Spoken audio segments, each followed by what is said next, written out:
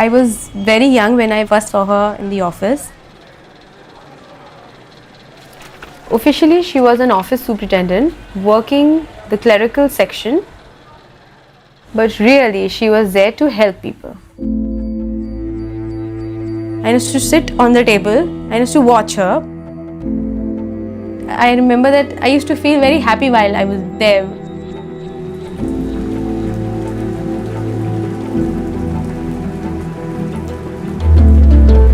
जब नौकरी में हम आए थे 73 में, उस वक़्त हम लोग को लगा कि सरकारी नौकरी मिल गई है, गवर्नमेंट जॉब है और अब हमारी लाइफ सिक्योर हो गई।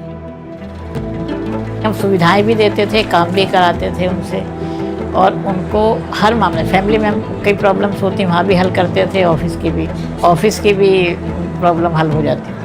तो कोशिश मेरी ये होती थी मेरा एम्प्लॉय किसी भी मामले में परेशान ना हो।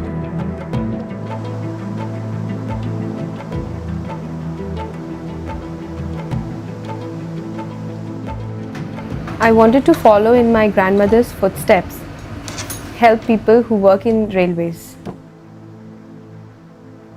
But it was different for me.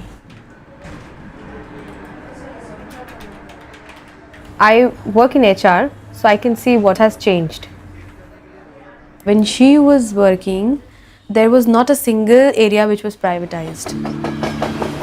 But now, cleaners, track maintainers and the catering also, they're all casual laborers now.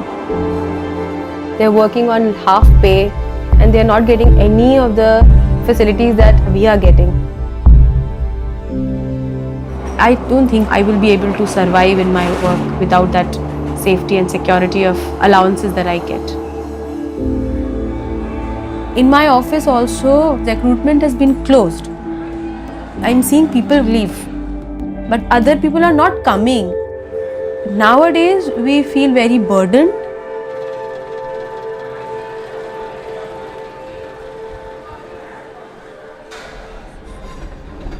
All this cost cutting is done in a very sly manner. It's done in a very subtle manner.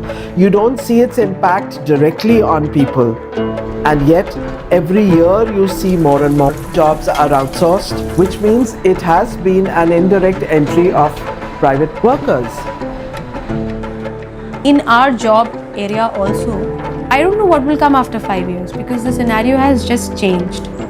That thought scares me because today we've got an income which comes on the first of every month. We can think about our future. But if railways get privatized, the security is just gone out of the job.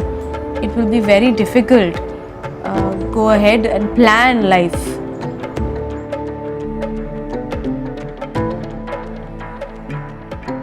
ITF workshops help a lot to make people realize that there's something like this is going to happen and we have to fight against it together.